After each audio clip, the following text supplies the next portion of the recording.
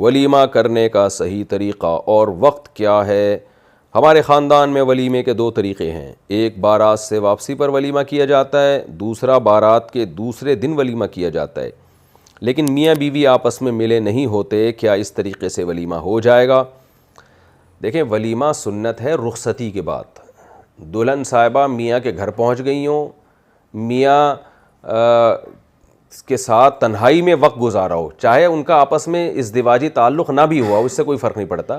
لیکن شوہر کے ساتھ تنہائی میں وقت گزار لیا، اس کے بعد ولیمہ ہوتا ہے، تو اس سے پہلے جو بھی ہوگا کسی بھی عنوان سے ہوگا وہ شریعت میں نہ ولیمہ ہے، نہ اس پہ ثواب ہے،